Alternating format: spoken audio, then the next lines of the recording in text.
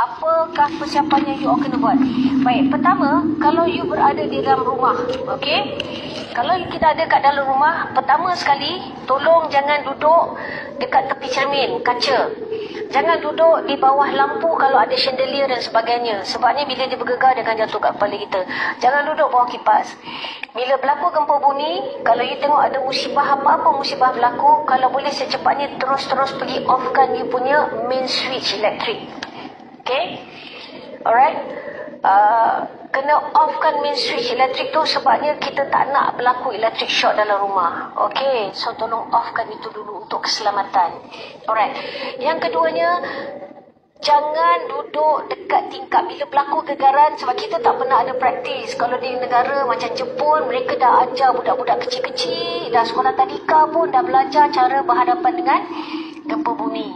Oleh kerana kita ni baru nak belajar berhadapan, jadi saya harap kerajaan akan keluarkan panduan-panduan menghadapi gempa bumi supaya lebih ramai orang boleh dengar. Okey, tapi dengan saya ni insyaAllah saya bantu, saya ajar seberapa banyak yang boleh.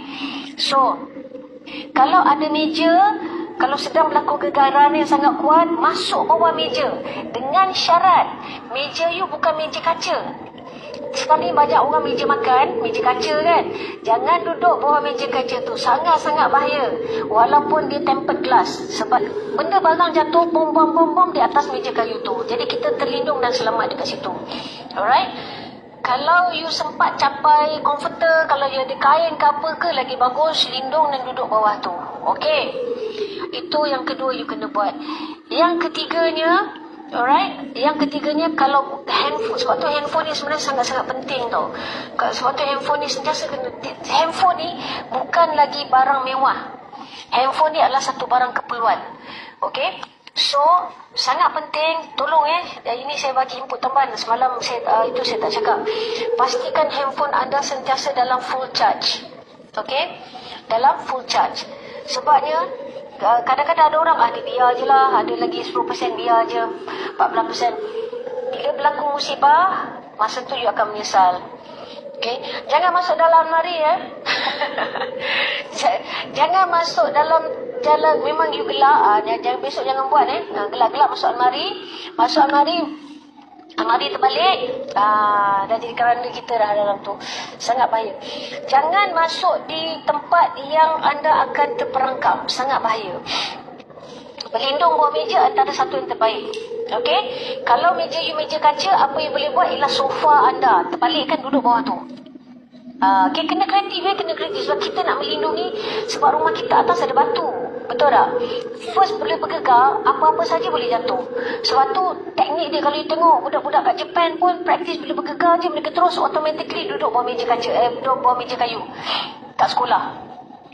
Okay? Kadang-kadang mereka ambil bangku mereka. Bila mereka nak jalan, cikgu suruh keluar daripada bangunan, mereka akan ambil kursi kayu mereka tutup kepala, mereka jalan dengan kursi bangku tu, kursi kayu tu.